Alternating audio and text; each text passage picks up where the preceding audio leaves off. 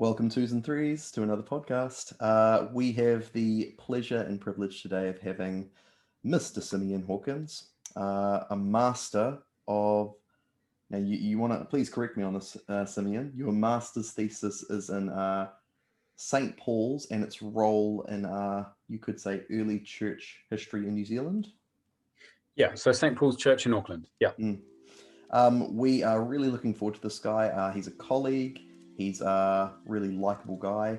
Kind of like, very humbly super intelligent, just putting that out there. I'm just going to very much start with actually affirming you, Simeon. More of it to come. Thanks, Jared. Yeah, he's definitely a brain on things theology. It was also my pleasure to actually share some of our time, Caleb as well, share some of our time at Laidlaw College with Simeon at the same time we were actually doing our time there.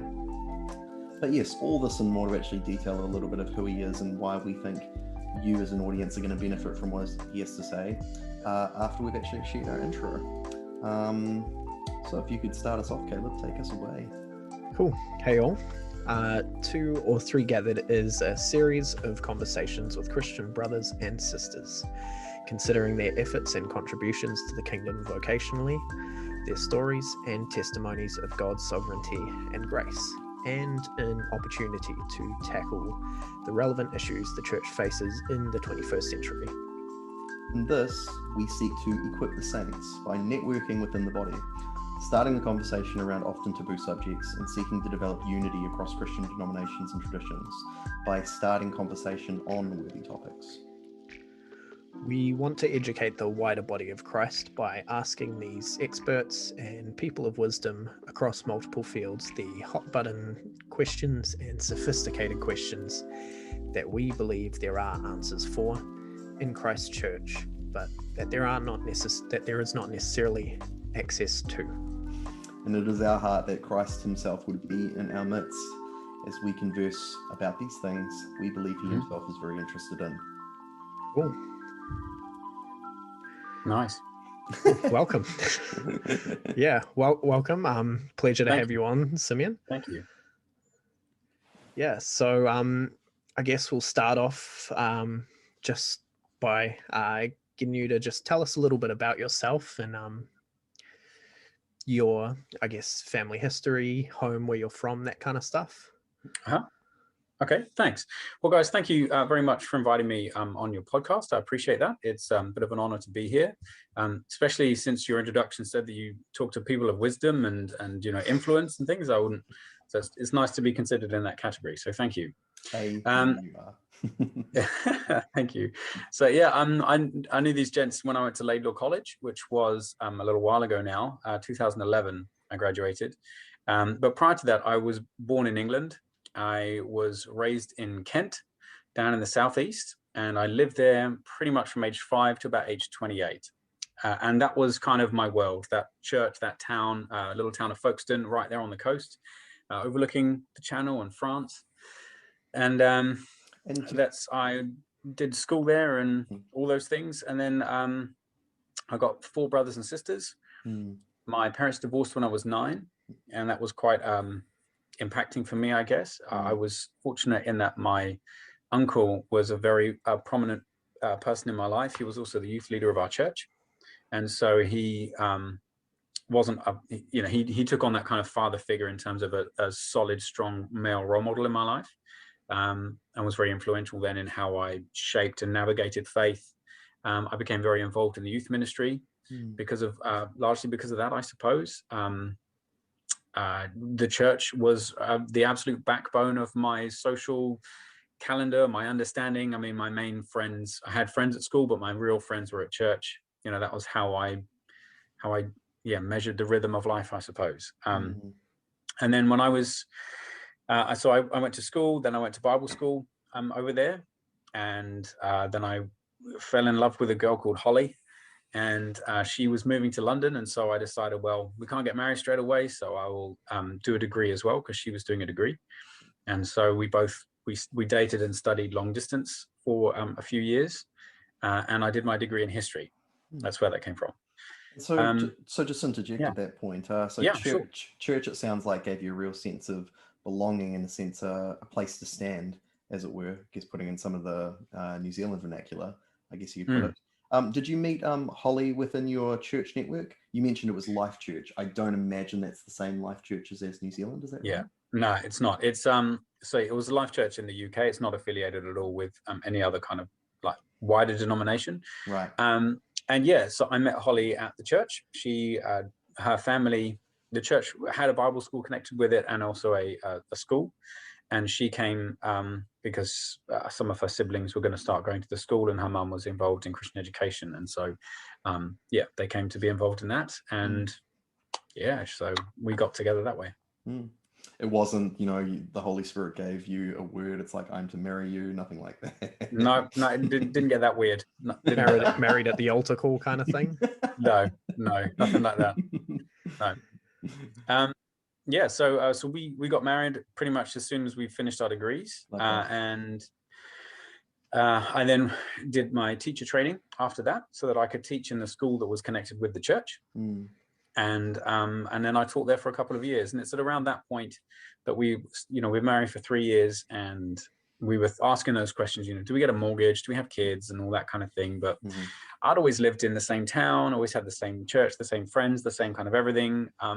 Everyone else in my family had moved by that point. 2 of my brothers were living in New Zealand and, telling us how awesome it was and stuff. And so we thought, well, before we really set up life, let's go have an adventure. Let's go live in New Zealand for a couple of years and see what's out there. And we did. And within a few months of being here, we just absolutely loved it. Didn't want to go back. But I really had this sense that I needed to go back to support the school and support the church and everything else. I'd become quite a key person within the school within those 2 years. It was a very small school. And then that school closed while we were in New Zealand. And suddenly it felt like all my duties and requirements to return had now gone. And so we were actually free to really make our own choice of what we wanted to do and where. And we both wanted to stay here. And that was, we've been here now for 10 years. Got 2 children here now. Asher is 6 and Liana is 3.5, and yeah, it's good. Life is really good. Loving New Zealand. Love that. Yeah. You mentioned a little bit about, say, the nature of the school being attached to the church. I imagine church schools, they're a little bit different in the UK from how they are in New Zealand. Yeah, they are very much so. A big one is that New Zealand education, basically they fund the child.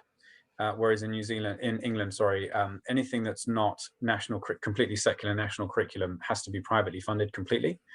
So it means that Christian schools, if you want your child to have a Christian education, you have to pay for it completely yourself, which means that Christian schools are very small. They're often heavily subsidized by trusts or churches or, people that want to support those things.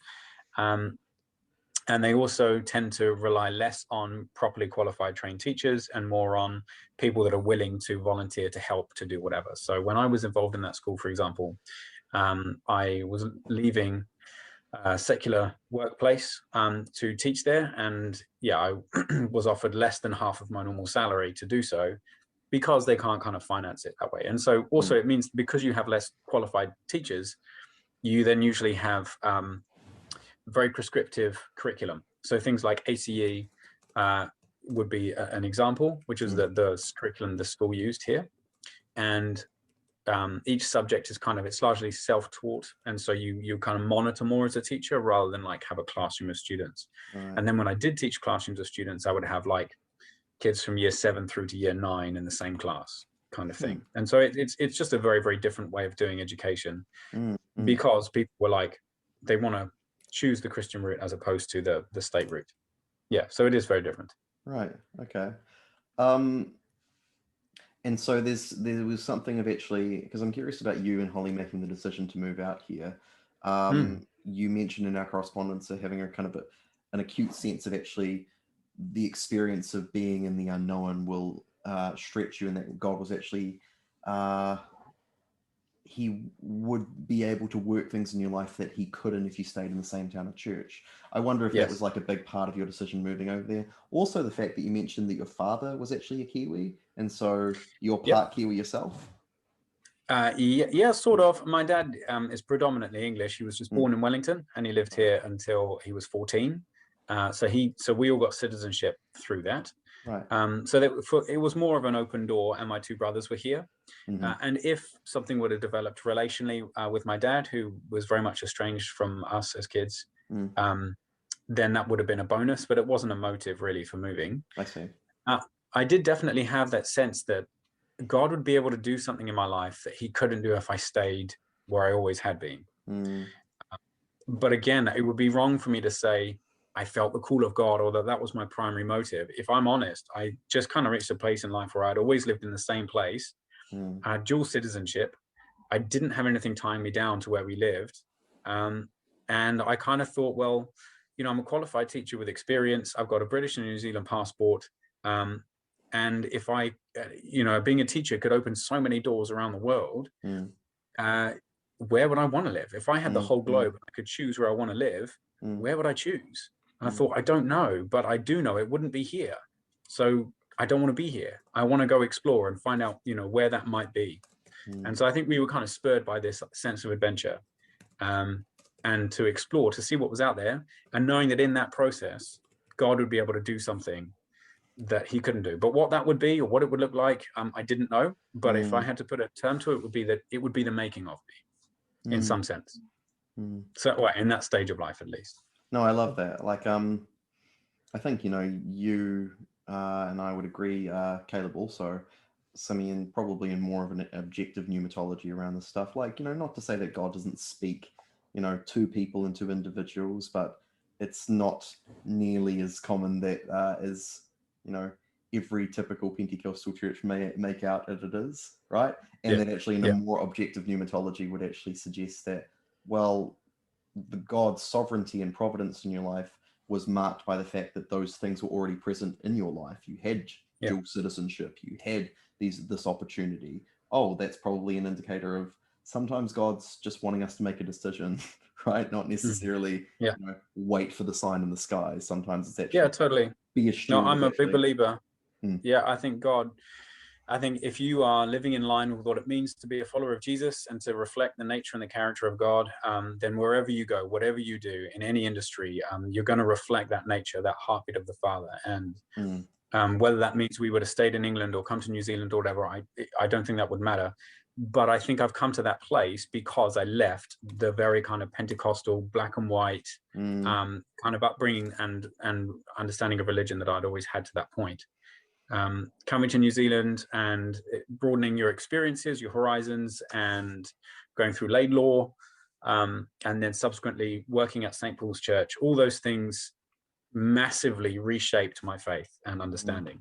And yeah, it was a very formative crunch time for me, I guess. And I've emerged, I think, the richer for it. But I don't imagine that process could have happened had I stayed where I had been. Yeah, not in the same way. Yeah, because this leads a little bit on to what we want to talk about with regards to your your field of expertise now. You've done this I forget the exact acronym, PGSE, is that right? To actually teach years 11 to 18? Yeah. Is that PGCE? Yeah. PGCE, thank you. Yeah, Professional Graduate Certificate of Education. I see. Okay, thank you for breaking down the acronym. That's right. And so you came to New Zealand, and part of that actually moving is that you actually did this MA in history at the University of Auckland, but then you actually had this desire, well, if I'm going to do study church history, that better to actually be taught by people who love Jesus rather than actually maybe people who have the letters by their name and all the academic accolades that actually recommend the subject, right? Yeah, definitely. So, I mean, I loved church, and my faith was the center point of my life, and always has been. And I loved history, and my bachelor's was in history, and I was a history teacher. So I thought, I'd love to combine these two and really study the history of the church, and not just, secular history. But when I went to the university, I was told that church history is a theological subject. It's not a historical subject. And so I couldn't study it. Even though I had bachelor's in history, they wouldn't let me. So they said you have to do at least a graduate diploma in theology before you would even qualify to do anything in church history. So I thought, okay, so my plans from doing MA in history switched to doing grad dip in theology for that reason. And then I thought, well, if I'm doing a grad dip in theology, I would rather do that at Laidlaw and be taught by Christians and people that really have a heart faith for what they're teaching, rather than just, University of Auckland professors who may or may not have a faith, but would kind of approach it, I assumed anyway, from a rather dusty perspective. And that's probably very judgmental. I've subsequently met a couple of those people, and they wouldn't necessarily be dusty professors, but such was my understanding. And so I thought, well, I would rather go to Laidlaw, and I did. And I'm very thankful that I did. Mm-hmm. Obviously, I don't know what it would have been like had I gone to Auckland Uni, but I'm thankful for my time at Laidlaw. Yeah. Cool. Well, it seems like you've done quite a lot in in both New Zealand and in the UK. You've definitely had a lot of accomplishments. What are some that you are personally proud of having done and participated in, and what are some of those that you're currently working on?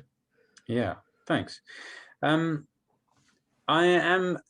proud of my family. I think first and foremost, my family.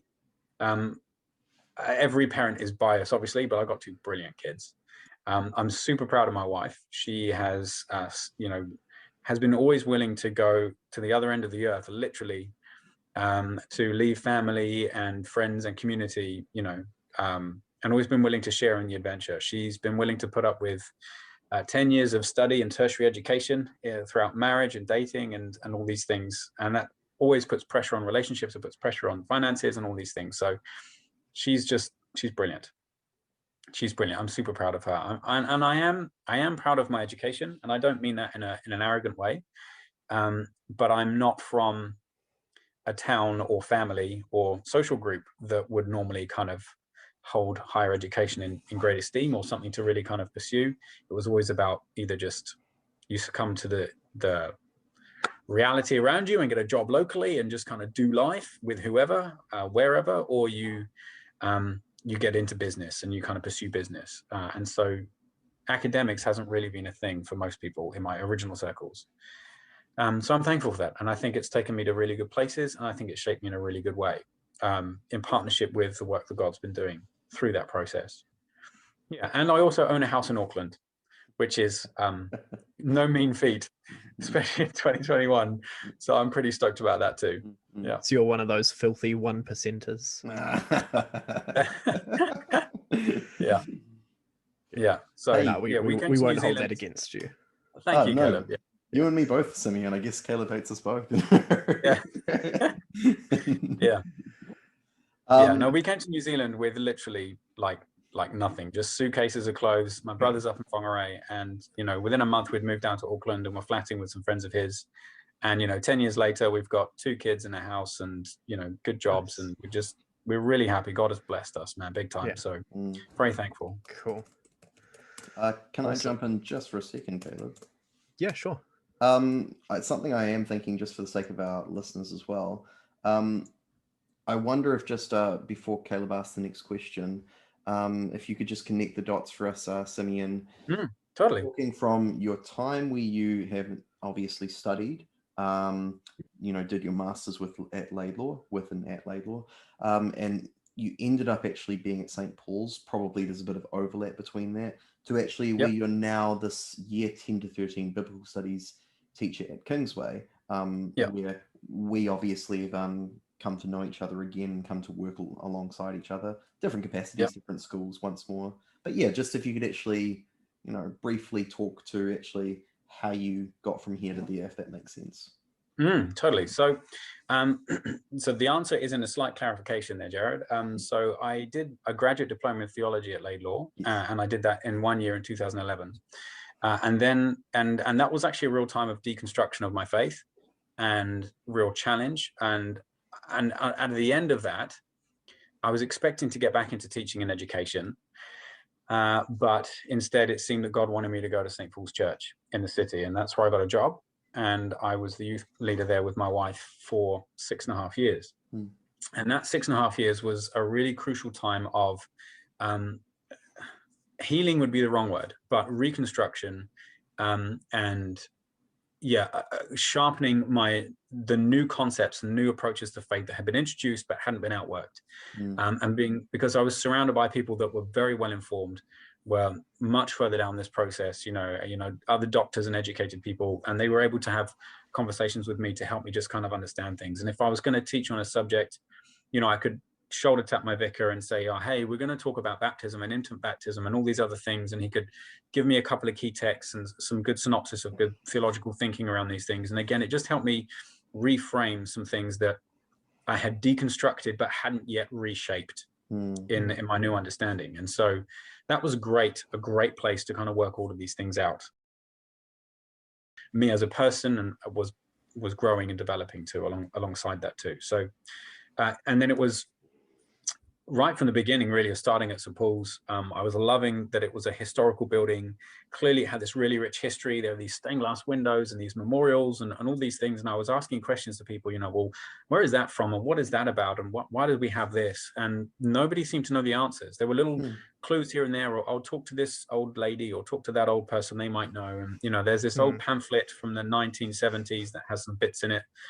And as I started to piece things together and read the bit of history that did exist, it was obvious that St. Paul's was a really significant church for Auckland and for New Zealand. And yet it didn't have a compiled history, like a proper compiled history. There was a lot of, like bits and pieces here and there, but nothing that was kind of compiled and collected properly. There was a pamphlet, was the best thing that was done. And so I thought, well, I'd love to find out that story, and talk about it. And so as I started to dig deeper and I started to research and I started to look at the material, I realized it was massive. And I thought, well, if I'm going to do this, I want to do it properly. I want to get it accredited. So it's not just a side project. And so that's when I approached Auckland University and posed it as a thesis only master's subject, and they accepted that. And so then the research I had done to date, and then another just under 3 or 2 years proper, part-time on top, I got the research for it all done and written up. So so that's where it came from. It was a love of the building and history and connecting the dots. But actually during my studies, I actually finished up at St. Paul's Church and relocated to the coast, and then finished up my master's when I was there. Yeah, so that's how we ended up with that. Awesome. I really like that that you spoke to deconstructing your faith, but then reconstructing it. That's something that Jared and I have spoken about in previous casts, about the importance of that, because a lot of people just naturally can't, when they come across certain questions, especially in a theological institution, they can't avoid deconstructing parts of their faith. If they're asking these questions with integrity, at least. But yeah, I think there needs to be a bit more of a focus on that reconstruction of the faith. Well, I commend you for that. Thanks. Yeah, like I've heard it said, like, loosely about, Bible colleges in general, young Christians, not necessarily young people, they typically go to a Bible college to actually get answers to questions, but they leave going away with more questions than answers. That can be the experience of some people, right? Yeah, and that was certainly my experience, but I think it was a really good one. I went into Laidlaw essentially because I didn't get teaching work as soon as we moved to New Zealand, and I thought, well, rather than wait another year and just doing a whatever job, I'll improve my CV. I'll study something else. As I said, I ended up at Laidlaw, but it was largely so that I would understand scripture better and learn some Bible better. As far as I was concerned, I understood Christianity. I had it all sewn up. I was teaching apologetics. I was teaching in a Christian school. I had lived and breathed the faith my whole life. And so, and I'd been involved in youth leading ministry and things like that. So for me, I thought I got it. I thought I knew all the answers. I could tell you what the answers were. So to then kind of find that actually all my answers were actually just one understanding or one perspective, and that actually there was a whole raft of other understandings and perspectives that had never been talked to me about. I actually, and actually that's where the real love for church history came from, I think, because I remember feeling robbed, if I'm honest, gents. Like by this point, I was 20, I don't even know, but I'm in my late 20s, I'm 28 or whatever it is. And I'm like, how have I never heard of, Athanasius and, ecumenical councils? And how have I never heard of these things? Oh, sure, Christians being thrown to the lions, but I'd never heard the big sweeping story of church history or any of these things. And I just felt like, how can I have been a Christian so long and these things have never been talked about? Why have we never talked about models of salvation? Why have we never talked about, good contextual understanding or even biblical interpretation? It's always the one lens of the one denomination that you're a part of is what I was always hearing. It was just like that. Anyway, so that process was about kind of understanding that my perspective was one perspective, and actually there was others. And so then the question was realizing that actually it's okay to see things from different perspectives and to disagree with people, and that it doesn't have to be an absolute right or wrong. And something that was revolutionary for me is that gray is okay. It's all right to not know the answer, and it's all right to say, you know what, on this one, we can agree to disagree, and it's absolutely fine. It doesn't make us non-believers or not brothers or anything else like that. And there can be things where you just don't have an answer. And I have areas of my faith now which I was very sure on, and now I just really don't know. But it doesn't matter. I know God is good. I know He's bigger than those things, and I don't need all the answers. I can trust Him, And I think, and that's kind of like the hands-on reality, I think, of what I mean when I say I feel that I emerged the richer for it. Yeah. Cool. That's awesome. And I think that kind of leads into the next question quite well, in terms of the importance of church history. We do want to have you back at a later date to unpack that a little bit more, but briefly we just like to ask you what you think is the importance, the relevance of the subject of church history to us and our listeners. Could you give like a 5-minute overview of that? Yeah, okay. Do you want a 5-minute overview of church history or a 5-minute overview of why it's important? Let's say of church history. Okay. Okay. Well, I will say this about its importance. I think Churchill said, those who don't study history are destined to repeat it. And I think that's, and we have some parts of church history which we should be very proud of, and some parts which we should be very honest about and never want to repeat. Yeah. So if we are ignorant of those things, then we are asking for trouble as we move forward. A good example of that would be Christians asking questions, that, to be honest, have been answered a very long time ago and very thoroughly. And yet, people wave it around as being like, oh, this is an emergent church new idea. It's like, actually, no, this is a 3rd century heresy and we can put it to bed. So some of that stuff, I think we need to be wise about. I would also say that I think there's a really good positive push in modern Christianity to appreciate context. Like when you look at scripture and things like that, it's like, well, you need to see things in their context to get a good understanding. Well, if we understand that about scripture, why should we not understand that about our own story? And you can take things like the Enlightenment, or you take monasticism, or you take the Reformation. And when you start looking at things in context and getting a proper understanding of what's really going on there, you can draw so much richness for your own faith and your own approaches to things. So that's why I think it's important. I don't understand why people have a question today about their faith, and traditionally in Protestant circles, at least. Sorry, I'm answering the other question in 5 minutes. My apologies. That's fine. That's all good. Essentially, we're like, I'm a Christian. I've got this question. Let me go immediately to scripture. Well, that's good.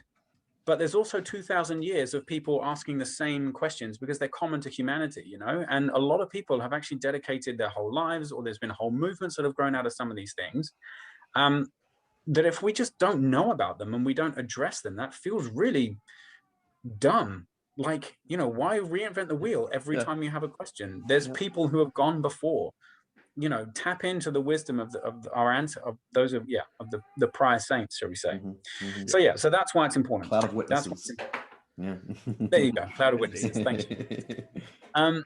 Okay, so church history in itself, I think if you break it down into chunks. You see the early church. You see what the church can look like when it's an underground, persecuted, unpopular movement, and that will give you encouragement if you're in a state that's like that. Then you look at like the Roman Church. Once the church is then kind of signed off by Constantine, it becomes the official religion of Rome. And you can look at what happens when the church allies with the state and the dangers that are implicit with that in terms of corruption and power and wealth and influence and all these things. And you can compare Roman Church with early church, and you can see the pros and cons of both. And there are pros and cons to both. And just be aware and be wise, be informed, and allow that to shape your thinking when people ask questions around modern politics and church involvement and these things. Like, to what extent should we be allying with the state and trying to, saddle up to government? And to what extent should we actually be an underground movement of opposition and just push a Christian counterculture body of Christ that's actually very different to society? There's two different ways of seeing that there, and you'll get a better understanding when you know your church history.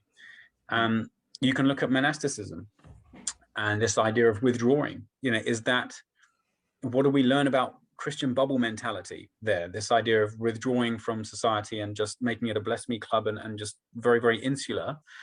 There are strengths to that. There are some advantages, and there's also some real dangers and withdrawals with that.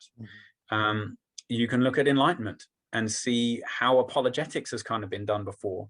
And why we even have apologetics and using logic and reasoning and these things to defend our faith. And it's good in some ways, can be really good. And you look at the empiricists and the rationalists and the work that they did in terms of defending faith. But then you also have things like deism that kind of come out of that. And so you need to just hold this kind of carefully. So whether you're talking about any of these areas, if I was to give an overview of church history, it would kind of go early church, underground movement, Roman church, church and state, monasticism, withdrawing from the corruption and the problems that were going on in the church and trying to purify it and connect again with purity and separation as being one response that Christians still kind of do quite a lot today.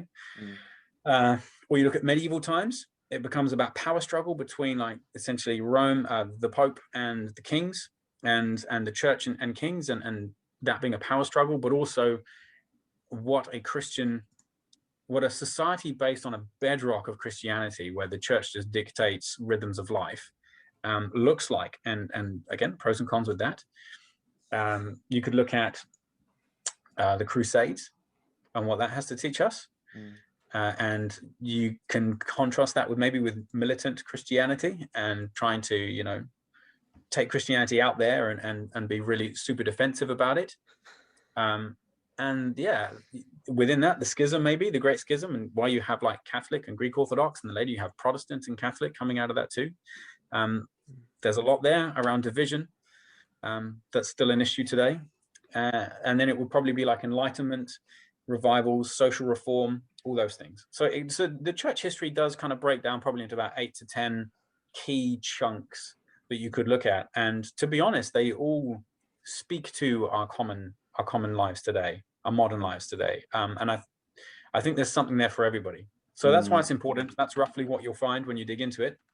But yeah, I'm sure you could find a YouTube video or something that summarizes it a lot better than I just did.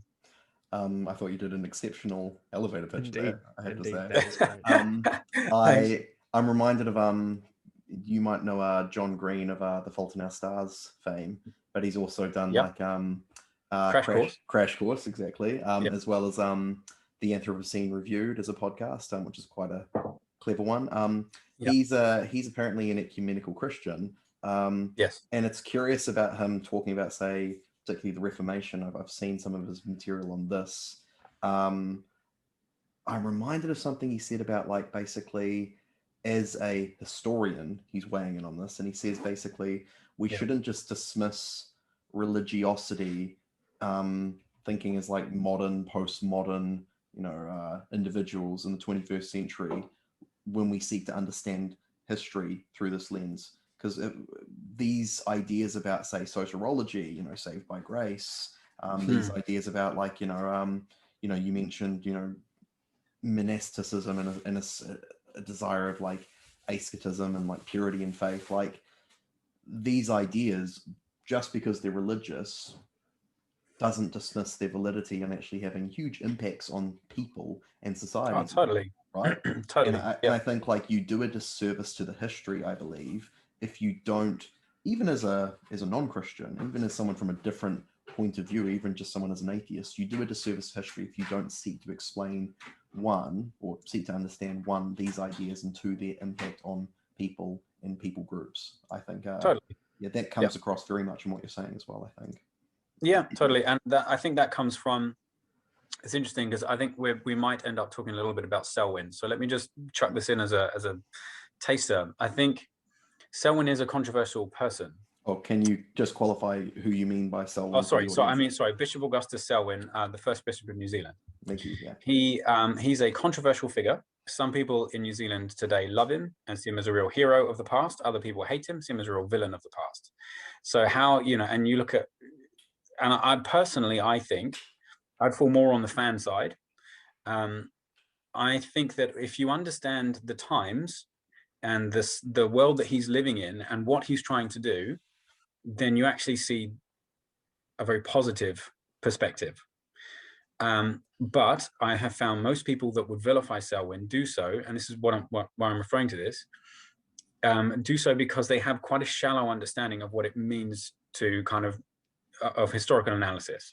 So like you're saying, this idea where you separate religion and you separate this and you essentially take a figure in history or a moment in history and you break it down into all these subcategories, as if we are not complex beings living in complex times, and we're actually the result of a whole medley of things going on all at once. I'm not just a Christian. I'm also a father, and I'm a son, and I'm a brother, and I'm a husband, and I'm trying to be faithful to God, but I'm also dealing with the practicalities of 21st century life in New Zealand and all these other things. And you can't say, oh, he did this and he's a Christian, therefore Christianity equals X. That's a really immature way to approach something. Mm-hmm. And so I just find what you're saying there, this sense of breaking things down, like John Green is saying, you can't separate Christianity as being, oh, it's just a faith, it's just a religion, or it's Christianity as if it's one unified whole is responsible for violence, crusades, prejudice, racism, slavery. It's like that is a very immature, silly way to kind of conclude a historical analysis. It's way more complicated than that. And you can't pick Christianity up with tweezers from an era and lay blame on it. It's always a mixed bag. Yeah. Cool. So on that, you've mentioned a few quite big moments, eras of the Crusades, the Protestant Reformation, and the Enlightenment era. What are some moments in church history that to you that are lesser known, but in your opinion are important and deserve a bit more attention? Well,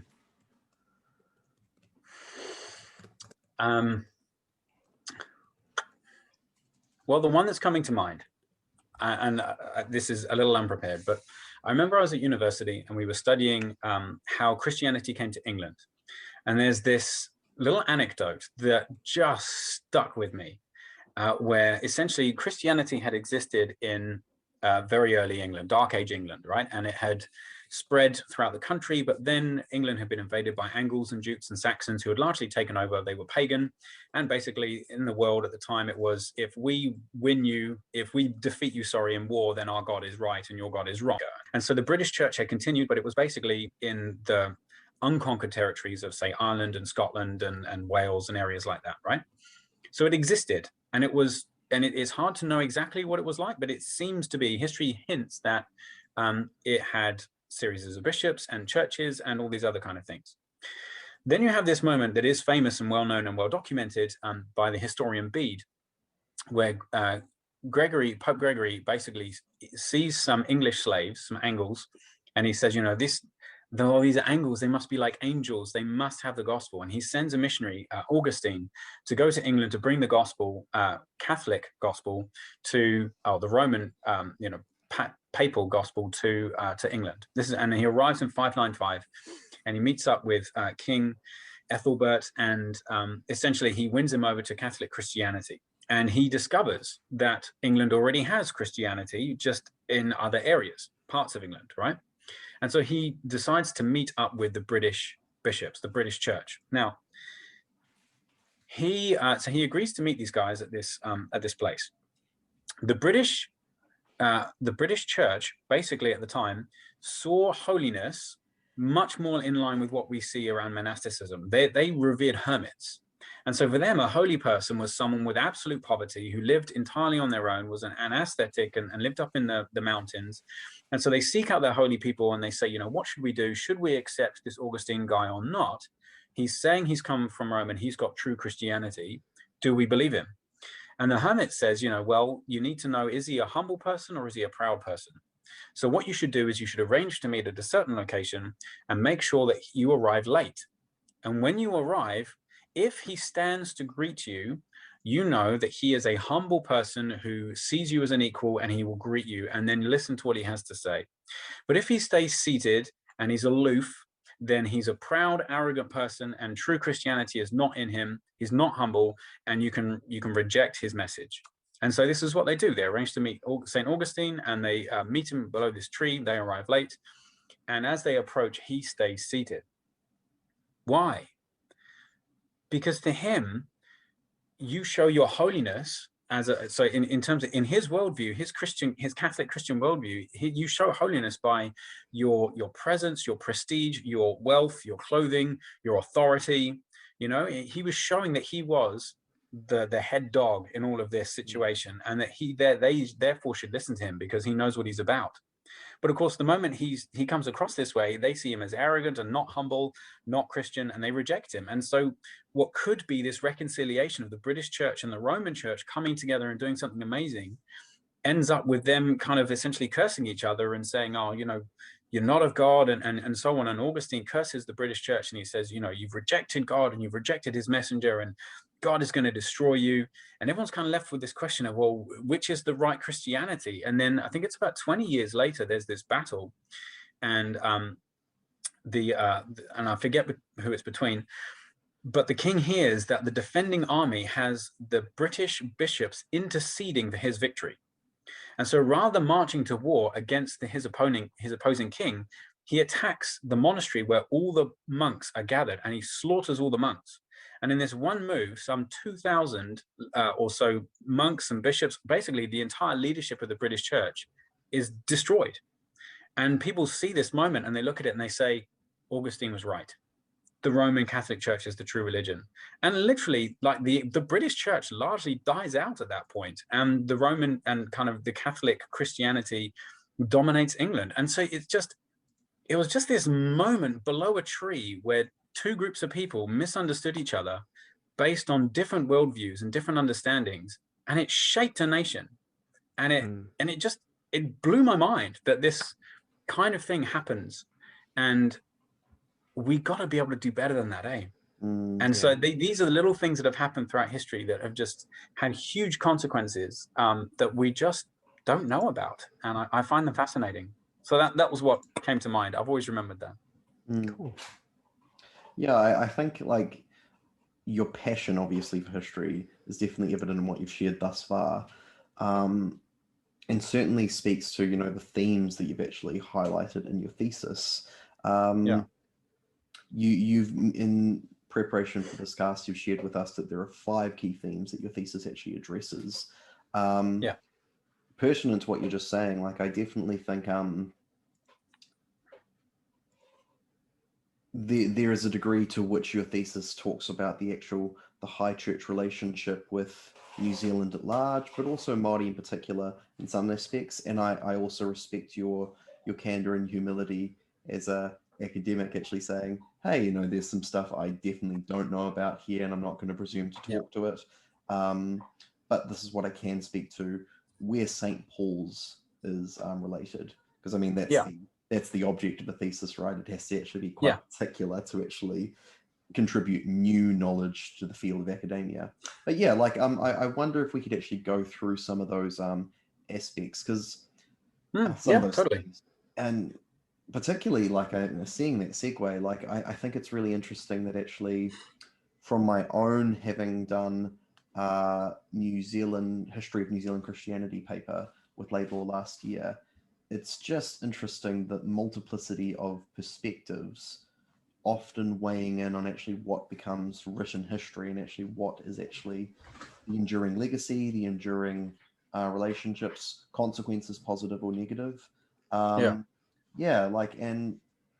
it's curious that basically our history is what we inherit from our ancestors, as their descendants, Christian or otherwise. We've inherited this history, and we therefore as Christians in the 21st century New Zealand have to outwork that. But yeah, I'll get off the soapbox. And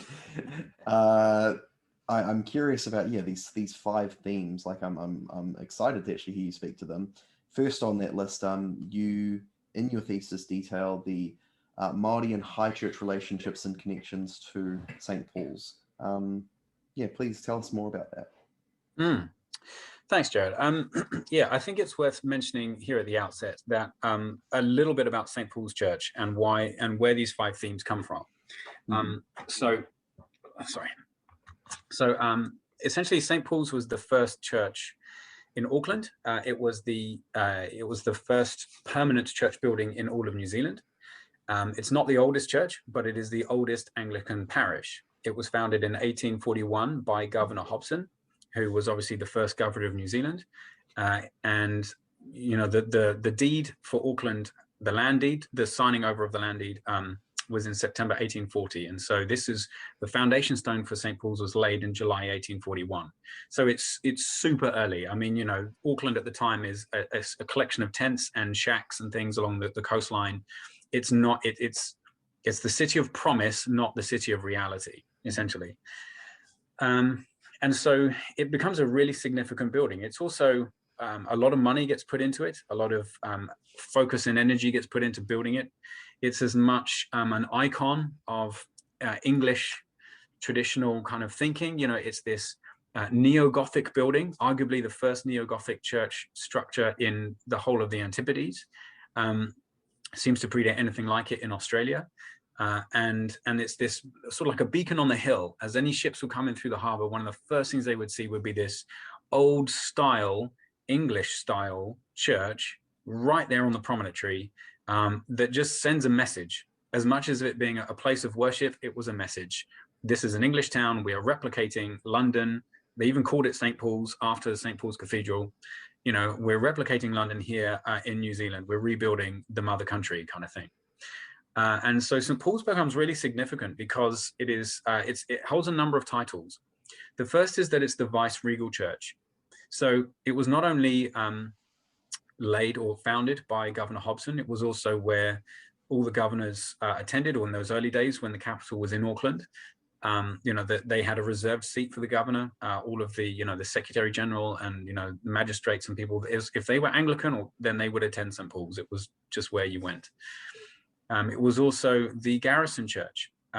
So the first vicar of St. Paul's was Reverend Churton, and he was also the Garrison chaplain, and he would hold services every week in St. Paul's, specifically for the military. And all of the officers that were stationed in New Zealand were basically stationed at Auckland, which is where Britomart Barracks was, and then later Albert Barracks. And they would attend St. Paul's Church, unless obviously they were Presbyterian, they would go to St. Andrew's, or if they were Catholic, they'd go to St. Patrick's. But if they were Anglican, then they would go to St. Paul's. And it was also the pro-cathedral. So before Chip Selwyn was able to build a cathedral, he essentially had used St. Paul's as it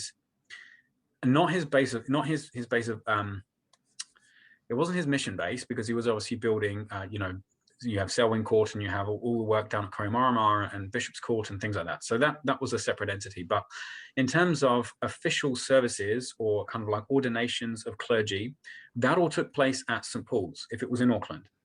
And so it was his pro-cathedral right up until St. Mary's was built. So for more than 40 years, St. Paul's was the pro-cathedral of the Bishop of New Zealand and Melanesia. And we can talk about all these things, but they're kind of the key ones: the vice-regal, the pro-cathedral, and the Garrison Church. There were 2 other things where St. Paul's was also really significant. The laying of the foundation stone of St. Paul's was also the first Freemason ceremony in New Zealand. There had been one previously on board a ship off the coast down near Christchurch, but the first one on land was the laying of the foundation stone at St. Paul's, and the first Masonic lodge in New Zealand was Ara Lodge in Auckland, and that was founded by the same people that were essentially building the church synonymously at the same time. It was the same group of people, and so that its connections with Freemasonry were quite strong as well. And lastly would be its connection in education. So St. Paul's being kind of like at a very, very early stage, it was this kind of brick, large building in a place full of wooden and canvas and ropor kind of structures. It served a communal, a purpose in community life. And for one thing, it was the first school in Auckland. It ran a Sunday school. That was kind of the first moment of education that we had here. And then it actually, once public education came into force, it became, the first public school. The building was used. This is now in the 1880s. It was used as, the public school for Auckland as well. So those are really the main things, like kind of social philanthropy and education, Freemasonry, and then Garrison, Vice Regal, and Pro Cathedral. That's with such a poignant history. That story had to be told, and so that's why I started digging around. Now, Jared, you asked first about its the connection with Maori High Church. Is that correct? Yeah, like I mean, I'm conscious of before the presence of, you said 1841 when the actual church was established. Is that correct? Founded. It wasn't complete until 1844. Yeah. Yes, you did say that. Sorry. Took a while to build that. Yeah. Yeah, like I'm curious in my own kind of limited knowledge on the trends in New Zealand Christianity. Prior to this, we have quite a grassroots presence where we see the CMS missionaries actually forming missional outposts all throughout New Zealand. We also see contesting that there's the establishment of some Catholic missionaries in places from the late 1830s, a little bit earlier in early 1830s, even late 1820s. We saw Presbyterians actually set up in some places. Sorry, want to clarify that Presbyterians came much later. Wesleyans. Wesleyans are Methodists. Yeah. Yes, thank you for clarifying that. But the kind of Christianity we see prior to this, and arguably, that's why it was so successful. We're talking about revival proportions alongside and among Maori. Was this kind of grassroots effort, right? They cite in some statistics as many as 60,000 Maori would have actually been attending services of varying denominations in that 1830s to 1840s period. Not all, baptized,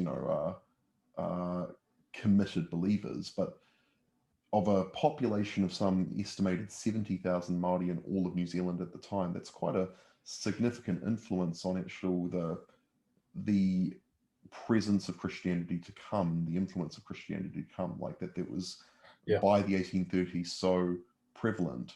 And so I say this to actually then mention that when we see actually Selwyn come in the early 1840s, there seems to be kind of a changing of the guard with that era. It's less about the CMS missionary work and what has been done prior. It's more about the introduction of high church and actually also establishing a bit of a contesting presence, you could say, with Roman Catholicism, because in those days there still was very much a kind of sense of, well, we're Catholic and we're Anglican and we can't see eye to eye. Though curiously that wasn't necessarily the case in New Zealand settler population. There was a lot of actual cross-pollination. There was a lot of getting along. But all this to say, I wonder about actually what tone that's sent amongst both local iwi and the iwi more, nationally, that you actually see kind of this changing of the guard, this changing of leadership, and otherwise, to actually, if you could speak to what are some of those associations with the Maori and then actually St. Paul's, because it is such a significant cathedral. Any thoughts on that? Oh, there's a lot there. Yes, you're right, and this is where a lot of criticism comes from with regards to Selwyn. Is essentially you have a very contextual Christianity, which is now, I'm not so informed in this area, but as I understand it, you have a very contextual Christianity that essentially is very approachable and understandable in Maori culture. And it's the product of CMS missionaries who have spent decades living here amongst Maori, setting up mission stations amongst Maori, right? But when Selwyn comes along, this is the time New Zealand, you say changing of the guard, but basically New Zealand as a country is changing of the guard. It's becoming a colony. It's becoming independent of New South Wales. It's becoming a British extension of the empire. And as such, it now has a governor. It now has an army. It now has all these other different things, or it has members of the British Army.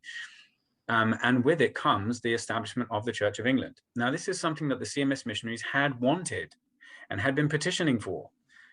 But it came with all the hallmarks of Church of England with it. You know, they weren't interested in a contextualized New Zealand flavor church. They wanted the Church of England, and they were going to establish the Church of England. But to suggest that Selwyn didn't have a complete love and heart for Maori would be wrong. He absolutely loved Maori. He absolutely wanted them to have the gospel. And any suggestion that he saw them as inferior is just wrong. It really is. And so this is where I think you end up with poor readings of history when you come up with those kind of conclusions. But at the same time, he was high church. He wanted to build the Church of England in New Zealand. And yeah, he wanted to kind of tweak it so it worked in the New Zealand context, but he still wanted to essentially replicate what he always knew and had been raised in England. And a real clear hallmark of that is concerning architecture. You know, he was very clear in his final sermon in England, talking about how they were going to raise essentially similar stone structures that glorified God in New Zealand as they had in England. And then he quickly finds that that's just not possible in New Zealand, despite several attempts to do so. And so he essentially converts over to wood and starts building wooden churches instead. But again, in this kind of like hybrid Gothic style that was reminiscent of, if not a direct replica of, but reminiscent of this English high church kind of presence. So yeah, so I think that's really where it differs. And he did have some high standards and expectations, I suppose. And so whereas some CMS missionaries may have been more comfortable to, say, for example, ordain Maori people that showed real heart, real promise, real kind of character guts, if they couldn't speak, and I'm spitballing here, but if they couldn't speak Greek or Latin or whatever it was that Selwyn had set as a mandate for any kind of ordination, then they didn't make the cut until they had done those things. But there's ample evidence that he worked with Maori, included Maori, saw them as completely equal as Pakeha, and all these other things. So it really depends on, I think the reason why he comes off in a bad press from a Christian perspective, because his involvement in the wars later is a different issue. I think the reason he gets a bad press among Christians is that there was essentially a thriving contextualized church here. Selwyn wanted it at a high church Anglican kind of way. And as a result, a lot of people, I think a lot of Maori moved away from the church. And you can lay the blame for that at Selwyn's feet if you want to. But again, I think that's an overly simplistic reading of history. And I feel that he gets a bad press when people start thinking that he was anti-Maori or racist or, British first and all this kind of stuff, because you just don't see that when you see his life. Yeah, it's curious that there's a lot of evidence of correspondence showing advocacy of Maori, using Absolutely. his role, using his role to basically say, like, to political powers that were, hey, no, this needs to be done. This is in accordance with the treaty. There is a lot of evidence that actually suggests that was his role. But he had that difficult role of like, well, I'm serving, two masters here, because it's like, while I believe, like, my heart is for evangelism and that these people would have every access to the gospel that, any settler, any member of the settler population would have. Also, there is that equivalent, that actually, I see myself as in service for Queen and country.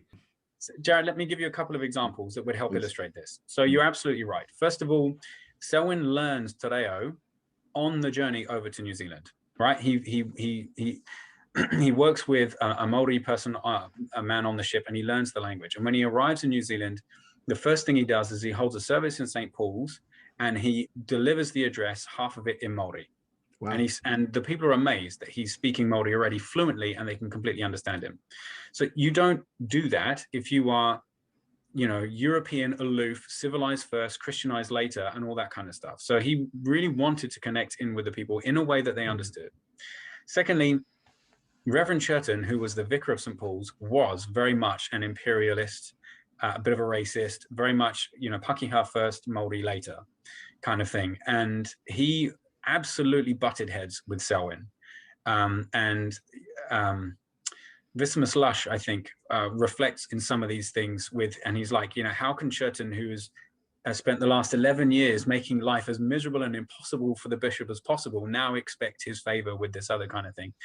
And what's really fascinating, and that actually came out as part of the research with the thesis, is that Reverend Churton had essentially been sent over by England before New Zealand was a colony. And once it now becomes officially a colony, he then kind of falls under Selwyn's authority. And so he has to get his ministerial license reissued by the bishop. He has to get it signed off by Selwyn. Selwyn added a handwritten note to Reverend Churton's ministerial license that he was only allowed to continue practicing as a minister on condition that he learned Te Reo and treats Maori people equally with Pakeha people, gives them equal attention in his ministry and everything else. Wow. We have that in Selwyn's handwriting on Reverend Churton's ministerial license, and it's in the Auckland Anglican Diocese archives. So something like that is really, I think, speaks volumes to who he was and to the approach he took, and the fact that he was always conflicting with Churton because he was an imperialist. And a third example too is that Selwyn was basically put in charge of the Maori Endowment Fund. Now, in theory, the taxes that were coming into the colonial treasury, a percentage of those were supposed to be reserved solely for use for Maori, to build Maori hospitals, Maori schools, Maori churches, Maori whatever it is that was needed for the benefit of Maori specifically. And it was between 15 and 20% of total revenue. I mean, it was a really big ask. And Selwyn, and then later George Grey, were put in charge of that fund. But the only thing that was ever used from that fund, basically money wasn't put in it. The government was too completely strapped and trying to solve all these problems and build a capital and set up government and everything else. They didn't have money for that, for any kind of non-absolute essentials. And so, but Selwyn is the one who raises the flag and says, guys, this is not acceptable.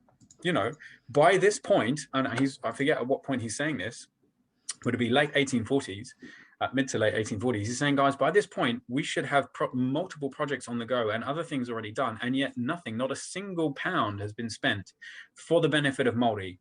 The only thing that the Maori Endowment Fund had any kind of claim to was that it funded the Minister to the Aborigines, is what they called it at the time, which was essentially the representative for Maori interests to the British government.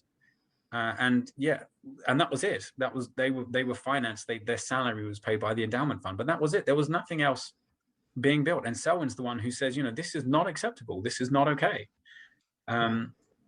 So I think he does multiple things on behalf of Maori that is very unpopular among the Europeans, and he's regularly, fighting Europeans that are imperialists and standing up for European rights above Maori. And he's like, that's not the way this country is going to be. That's not how this church is supposed to be. Cool. Yeah, that's awesome. So hopefully those are some helpful examples that illustrate why I feel the way I do. Very much so. Yeah, those are, that's great. Thanks, Caleb. No, yeah, speaking to, I guess, as you briefly mentioned earlier, and the second point outlined, or theme rather, outlined in your thesis, of the role of St. Paul's as Auckland's first church, with officials, ruling powers. What can you tell us about that? There are obviously a few different things, maybe starting with, say, the socio-political dynamics that come into play there. Yeah. I think St. Paul's gets off to a flying start because Governor Hobson is an Anglican. And so he wants to set up the capital of Auckland. And so he wants an Anglican church. The people that are starting to move there want an Anglican church. They want to replicate England. And this, one of the first things you do, I mean, the first buildings they build is the governor's house.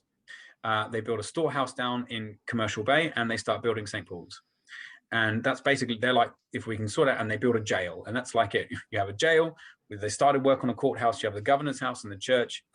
And he basically promises government money to build the church. He and no other church. So the Presbyterians are like, choice.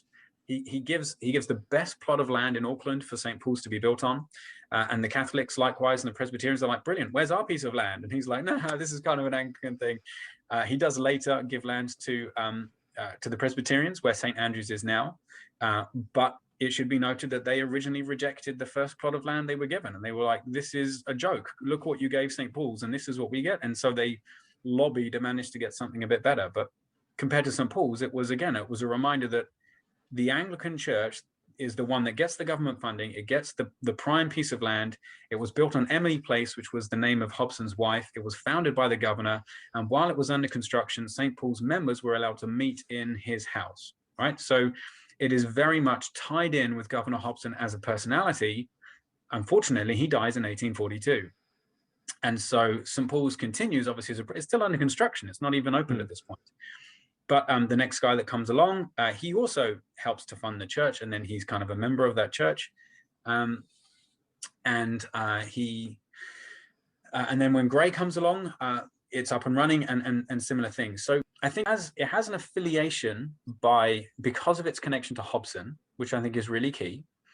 And what's significant with that is that Hobson is buried in Grafton Cemetery, which is up the road from St. Paul's Church. It was the Auckland Cemetery.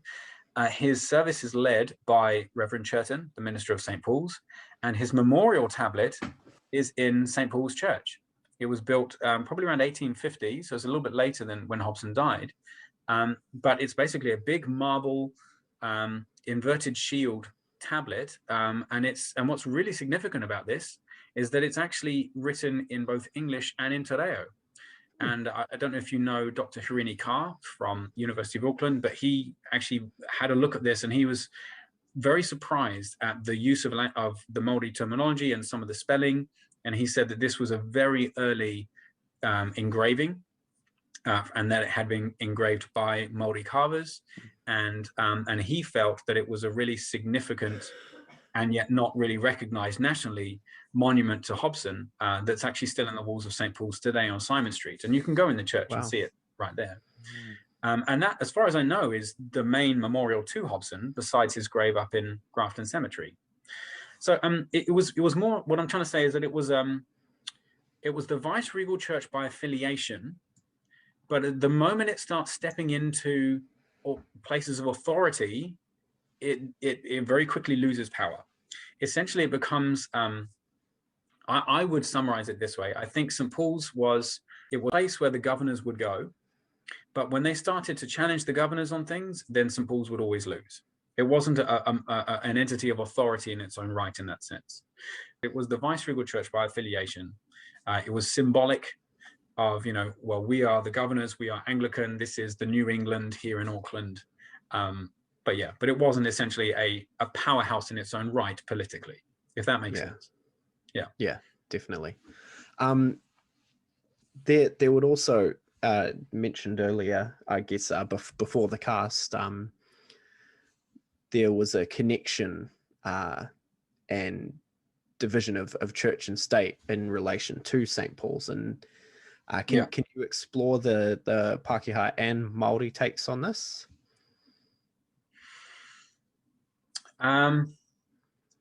Division of church and state. In terms of St. Paul's, I think the two things that would illustrate that. First of all, when you first see St. Paul's, you get these little glimpses in those really early days. See, unfortunately, a lot of stuff doesn't survive. But what we do see, we know that there were 4 services on a Sunday. 2 of them were for Māori, 2 of them were for Pākehā. Now that tells you that right from a very early stage, it's good to know that Māori were attending St. Paul's and were attending. And some of the accounts, talk about how they appear in European dress and so forth. But it also shows that you essentially have separated congregations. You have Maori congregations and European congregations, which doesn't bode well. And I think it's by around, the church isn't even complete until 1844. And I think it's around 1849, people are lobbying for St. Barnabas's to be built as a Maori church for the Maori people. And what may seem distasteful for us today is that I was reading some of the, essentially some of the promotional material that was being handed out amongst the population of Auckland, encouraging them to give to of St. Barnabas, and to paraphrase in, early 19th century, late 19th century speak, it essentially says, if you give your money to build St. Barnabas Church, then we can build a church for the Maori and they can go and attend over there. That's putting it bluntly, but essentially that's kind of what it says. As a bit of a golden carrot to the Europeans to donate, it essentially says we would get rid of them amongst our own churches. Now that's by 1849, I think. I'm a bit rusty on some of these dates. Gents, please excuse me. But yeah, that was something that stood out to me in my research as being a real shame. And I think especially once conflict was really, especially because St. Paul's was linked with the Garrison and it was linked with the vice-regals, the moment you start getting kind of conflict, particularly like in the Northern War, and then later on in the New Zealand wars, St. Paul's is symbolic of the enemy of these kind of movements. And so yeah, very quickly any remnant Maori would evaporate. Yeah, interestingly, there's actually an account, things around, I think it's the ordination of Bishop Patterson. And so it'd be I don't want to say it, I'll forget. But there's a report of the service, and there are some Melanesian choir boys. And essentially the person writing the article says, it was nice to, he basically says it's nice to see Maori faces again in the church. Well, it's nice to see, brown faces or native faces here in St. Paul's again. Now, I mean, he's wrong because they're Melanesians and they're students down in Kohimarama. But again, it shows that this was a very unfamiliar sight now in St. Paul's. So much so that he doesn't even really recognize where they're from or who they are. Yeah. And there has been, so I think, so that's one thing I think, and also just as a side note, I know we haven't talked about the military yet, but I did mention there in the Northern War in 1845, there was a real scare in Auckland that Maori, Ngāpuhi would invade Auckland. And so the town was essentially on high alert. And it was St. Paul's Church that was used as the refuge. It was the only building big enough to house the population. It was made of stone. And so they cleared the land around it to give no cover to any enemy approaching. They barricaded all the windows and they put a cover over the font. And there was actually one night where gunshots were heard in 1845. And so the town was evacuated into St. Paul's Church, and the women and children spent the night in there, and the garrison, protected the exterior. And come morning light, they went to investigate and found that a chief had died in what we now call Newmarket. And they had fired some shots over his body in respect, but it freaked the town out so much they had all evacuated into St. Paul's. So again, I think this is another illustration of how St. Paul's clearly sided with Europeans in any kind of conflict that would be European versus Maori. And that's never going to bode well for, a combined congregation and so forth. Yeah. Now I can talk later about attempts to reconcile that, but in terms of that separation between church and state, I think that becomes quite a key one. Yeah. Yeah. Does that answer your question? Yeah, I think so. Yeah. Well, I mean, that's a good lead in to actually, as a theme, you've hinted at it a couple times already, but then another key theme of your thesis addresses the military and the history of the war in New Zealand, in parentheses, but St. Paul's as the Church of the Garrison. It's interesting that there are some Maori, Christian and non-Christian, who will still not enter St. Paul's today for that very reason, because of its association with the colonial wars. I'm reminded of an anecdote, like I mentioned, that paper I was doing last year in a forum post with a fellow mate. He was a Maori guy, came and spoke to our church actually as well. Basically, he shared an anecdote of a similar instance in a New Plymouth congregation, and how in this New Plymouth congregation, these Maori kaumātua enter in, and they saw this colonial paraphernalia, some kind of miscellaneous items there for historic posterity, within the church. And, you know, basically the Māori kaumātua said, like the elder who was giving them a tour, it's like, you know, you've got to take that down. Like, that should not be in here. That should not remain in here. But then the other kaumātua present said, no, actually that should be here. That should remain, because that's our history. And you can't just whitewash history. You've actually got to leave those elements. So that was interesting. Even in their whai kore, or like even them themselves, there was a disparity of opinion representing. But all this to say, like,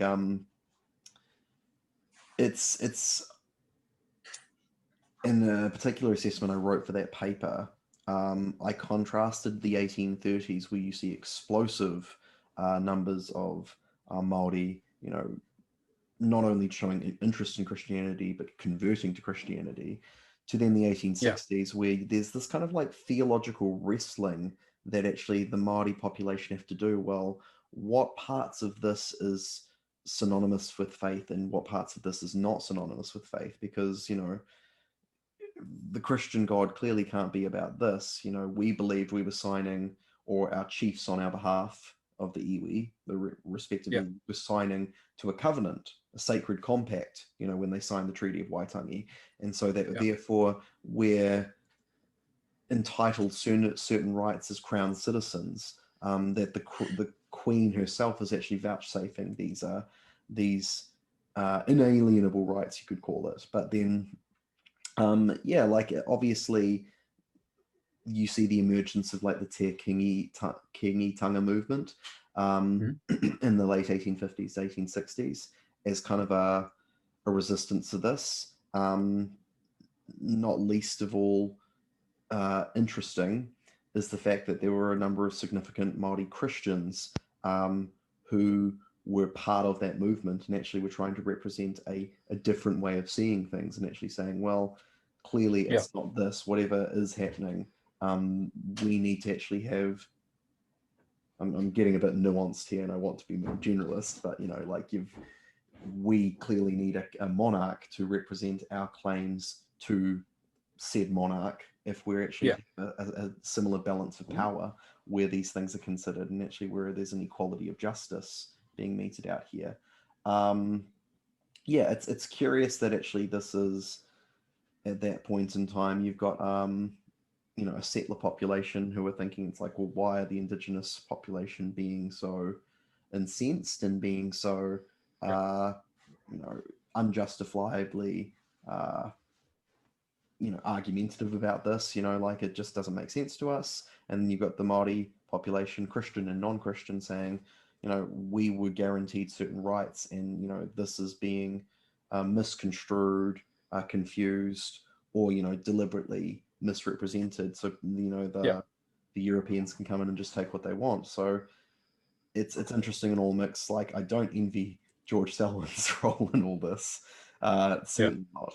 But like, obviously, your point at the end there, it's quite poignant and quite sad. I think that St. Paul's as a church, in instances of European versus Māori, often sided with the European side of the conflict. I just wondered if you could speak to that. I've given kind of a context, I suppose, but so from the point of view of St. Paul's, so this is a mixed bag, and it's essentially, okay, so it divides into two halves. I would say, if I'm going to try and keep this simple. The first half is the obvious one, which is that it was the Church of the Garrison. It's where all the British troops basically attended church, and they would go off and they would fight, and not all of them would return. And those who have fallen would then be commemorated in plaques and epitaphs, and that would be put on the walls of their church, of St. Paul's, as the Church of the Garrison. And so you do have memorials still hanging on the walls of St. Paul's today, which are unpopular. And you have very similar things to what you explained in New Plymouth, where you have people saying these need to be taken down, and other people saying, no, you can't whitewash history. We need to see this, you know, be confronted with the reality. You know, when it says, you know, this person, you know, John Shaw Phelps, who died of wounds received while bravely fighting the hostile Maori at Rangatira. It's like, well, what do you do with that? Do you leave that up? And interestingly, on that epitaph, there's actually a sticker that someone has put over the word hostile. and then someone else has ripped it off, but there's still the sticky residue around the word. And so there's this little glimpse of actually living history since then. One of the other plaques, which lists all the fallen officers, both at sea and on land during the New Zealand Wars, at any point of the conflict. And there's damage on the corner where it was ripped off the wall and thrown in a skip. And then somebody found it and they returned it, and it was later then reinstated in the church. So these are memorials of contention. Should we, and we have to own that. At the end of the day, St. Paul's was firmly sided with the colonial forces that were fighting against Maori in opposition. Let's just phrase it that way. And the two prominent vicars at the time of the New Zealand Wars would be Bishop Selwyn, obviously, and then St. Paul's, his indirect base, and Reverend Lloyd. And Selwyn and Lloyd both were chaplains to the British forces fighting in the war against Maori. So that's all the bad stuff. And let's be honest about that. But and this is the thing, Lloyd is an amazing guy. John Frederick Lloyd, he's the second vicar of St. Paul's. Unlike Churton, who's this imperialist, racist, and so forth, he dies in 1853, and he's replaced by Reverend Lloyd by Bishop Selwyn. Reverend Lloyd is someone who is in love with Maori and Maori culture, and he is fully embracing. He's part of the Fila Maori kind of group that are always advocating for their rights against those, against Europeans trying to take them away. He's always siding with Selwyn on these things. He's a signatory to these letters. When I mentioned previously about them writing against the governor for what they were doing to Maori, Lloyd was one of the signatories that did that, and that's why St. Paul's ended up in trouble. So in that sense, that's actually some of the really good stuff. And so then why would these men like Lloyd and Selwyn, why would they be chaplains to the imperial forces against Maori if they love Maori? Well, this is where we come back to this idea of understanding them as being men of their time. And as men of their time, they loved Maori, but they also believed that they should be submissive to the crown, just like all British citizens should be. And so essentially they saw them as being rebels, and they therefore thought, like Selwyn basically saw war was inevitable, and best that it be over with quickly, and that essentially every diplomatic opportunity had been extended, and that somehow if he was involved in the front lines, he could do two things. And the same I would argue the same would probably be thought by Lloyd, since they were so similar in so many other things. But we can see with more clarity around Selwyn. Firstly, he could actually be a minister to the British troops that were serving there. And while we may see them as the villains sometimes, they were still men and sons and fathers and so forth that were doing a job and were doing what they believed was right, and they wanted God's comfort and ministry and church and everything else on the field as well. So he wanted to be a minister to those troops. Secondly, by being right up in the face of it all, he could actually have a hand in trying to stem some of the violence. And I can give you examples of how he tried to do that. There's a conflict where basically is it Duncan, General Duncan, Cameron Duncan, whoever the general is leading the British forces, kicks Selwyn out of camp because he is insisting that he basically parley or try and negotiate a peace with the Maori rather than go in and attack. And he basically thinks that Selwyn oversteps his authority, is pushing too hard for this kind of sense of peace, and he strikes him from camp. If I can find the specifics of that later, maybe I'll send it to you and we can put it in a footnote or something. But so that if anyone wants evidence for this, they can look it up. But so he's kicked out of camp, and Lloyd kind of is sent in as his replacement. Well, why does that happen? It happens because Selwyn is trying to prevent the violence. He's trying to use his influence and his position there on the front lines to soften what's actually going on. And I think, and I'm not an expert in this stuff, but as far as I'm aware from both Maori and Pakeha sources that I've consulted, a lot of the accusation against Selwyn is that he was seen carrying a rifle, that he was involved in certain attacks during the war and things like that, that he was, seen carrying a rifle. But the only time that he was known to have carried a rifle was when he was helping carry a wounded person. And so he was, and so forth. And then this other one where he was accused of an attack in the village, he was actually, other Maori were like, no, he was actually with us and he was tending to wounded and so forth. So there's a few things there which have just been propaganda, which have been labeled on Selwyn that are actually baseless historically, that are still kind of make up pop thinking today around Selwyn and his involvement in the war. So what can we say about it then? Both of Selwyn and Lloyd during the war, the New Zealand Wars, they were both chaplains to the British forces. They were both ministers connected with St. Paul's Church, that was the Church of the Garrison, and housed memorials to the fallen. They oversaw memorial services to British fallen troops. Okay, all of that would be true. But they also advocated on behalf of Maori right up until the conflict. They advocated on behalf of Maori to an extent during the conflict. And their heart was always immediately for reconciliation. And that comes out abundantly clear in this last example I want to give. The 58th Foot Regiment, which was the Auckland Infantry Regiment based in New Zealand. It was like the main regiment. When they first landed in New Zealand, they unfurled the standard for their unit, right? The regimental colors. And they were being St. Paul, since it was the Garrison Church, was their home church. And they were so connected with the church that when they left New Zealand in 1858, they donated golden candelabras to the church as a thank you. And then when the flag was then later updated, they donated their military standard to St. Paul's Church to hang in the church as a sign of respect and thank you, and the close affiliation of the regiment with the church. Reverend Lloyd and Selwyn refused the colors. Now, this may seem like just an offhand thing for you and I today, but if a regiment donates their regimental standard to your church, that is a kingly gift. Okay, if you don't know this, so regimental colors are not just like any flag. In order to be regimental colors, they have to be blessed, hands-on blessed by the British Crown, the monarch, and they bless the flag. And after that point, they can't be destroyed. And so once if a regiment gets disbanded or a flag gets updated or something like that, the flag can't be destroyed because it's been blessed by the king. And so what they do is they hang it in churches and allow it to slowly decay over time. Now, if you go to English cathedrals and churches, you may see very threadbare flags that can date all the way back to the medieval era, where this very thing has happened.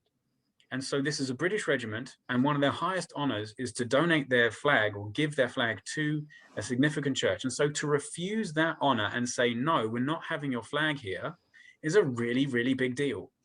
And it really upset a lot of people in Auckland, and it made the papers, and Lloyd and Selwyn were vilified for their decision, to the point that they had to write open letters to the public. And this is what Lloyd says.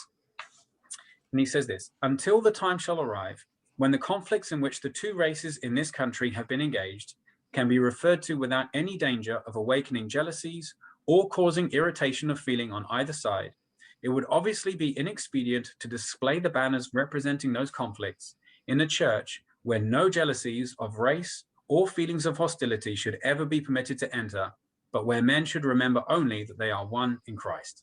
Wow. Now that to me is pretty solid evidence that that there was this immediate attempt for reconciliation. And when Bishop Selwyn left New Zealand, his farewell service was held at St. Paul's, and he spoke in Te Reo and in English. And there were Maori there amongst the people to farewell him that weren't congregants. There were familiar faces to farewell him, both within and outside the church. You know, and again, you can look at the anecdotes of Selwyn's life, and he says, you know, he realized that his affiliation with the colonial forces was his undoing in terms of Maori relations, and that he henceforth was never trusted on a wide national scale by Maori anymore.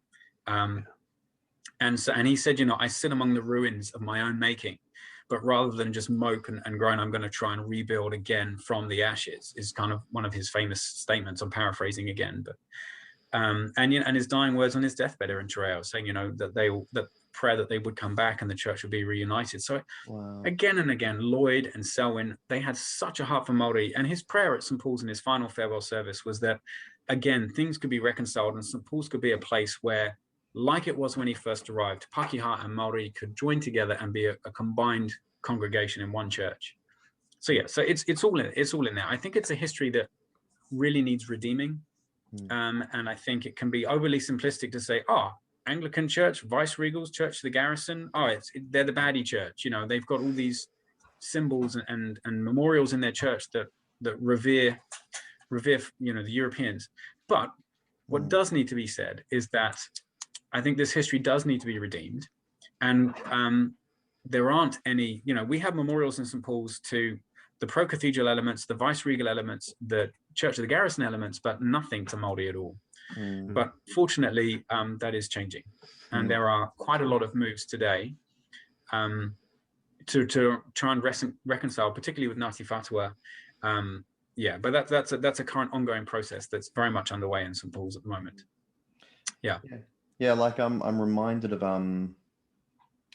two contemporaries of both Lloyd and Selwyn at the time, who, I mean, like these two men, weren't actually thinking about necessarily the groupthink or the tribalism of the ideologies of their time, but were more seeking the lordship of Christ and how that informs, what your outworking of your faith is, something more transcendent, right? I'm reminded of Henade Taratoa, who was the leader of Ngaitangi, and he was actually named after Henry Williams as well. But Henade Taratoa actually travelled extensively with Bishop Selwyn, and he introduced British law to Maori districts. He helped write a Christian code of conduct for war alongside with the Crown, and he was actually a negotiator with the Crown and Te Kingitanga. Perhaps he actually even caused less casualties by his actions of his negotiations. I'm also reminded of Wiremu Tamihana, who was the Ngāti Hoa leader, and he particularly established Te Kingitanga with one other iwi, he convinced the first king to actually assume the role, Te Whero. But yeah, like similarly, like he established Te Tāpiri Pā near Matamata, sorry, based on the Ten Commandments. Like he was actually a guy motivated by, the gospel, the Bible, a Christian outworking orthopraxis of actually how we're going to do life is important. But also like a product of his times, not unlike a Selwyn. His diplomacy meant him and a confederacy of chiefs actually said, well, we're not going to swear allegiance to the Queen. And, that aggravated and escalated conflict with the British forces, and we could argue whether that was justified or not, but obviously there's complexity these four people that we're actually talking about, either sides of the conflict are Christians, and they're trying to actually outwork what their Christian faith means, right? Reminds me of that, I don't know if you've heard that anecdote of the First World War, and on like Christmas Day, basically, or Christmas Eve, the two forces, the Germans and the Allied forces, were apparently singing hymns to each other across no man's land. But then the next day, they were like, after the ceasefire, they were firing at each other. War was continuing. Right? But see the same thing at Gallipoli. Very similar. Yeah, true. Just I guess it goes to show that that complexity of there is Christianity to be spoken of and considered on both sides, and it's like it's easy to just actually, like you say, they're good, they're bad, but history often turns out to be more complex than that. It's not that simple. It's not that simple. Yes. And this is the thing where I think people come unstuck. People that don't appreciate how to actually analyze history well jump to quick. We live in a society where everyone jumps to quick conclusions based on minimal evidence immediately presented, and you just end up with very bad understandings if you do that. You need to do the mahi and get to grips with some of this stuff. You have been absolutely excellent so far, my friend. Like it's been thank you, Jared. Loved your piece, love the nuance and sophistication you're bringing to each of your points, and like the justification of your reasoning. Like really enjoyed to have you on, and I think a lot of people are going to be blessed by and their knowledge with actually around these issues about, okay, how does this then make me think about some of these dynamics contemporarily in my own context in the 21st century. I love that. Oh, thanks, Jared. No, it's a pleasure. Some of it I feel unprepared for because I'm just kind of answering off the top of my head. Sorry, I'm just going to stretch my legs. But some of this stuff, I like, for example, with Freemasonry, I'll read my chapter on Freemasonry again just to remind myself, some of this stuff, because it's a little rusty otherwise. Of course, man. Yeah. No, my pleasure. And we covered the main three, which is like the dominant ones that it's famous for, that you have in all the stained glass and stuff. The other two are less known. So there is a good point. All right. My friend. Well, bless you guys. Thank you. Caleb, good to see you again, mate. And Jared, I will see you on Monday, if not before. Can't wait. Right. Bless you guys. Thank you. Bless you, bro.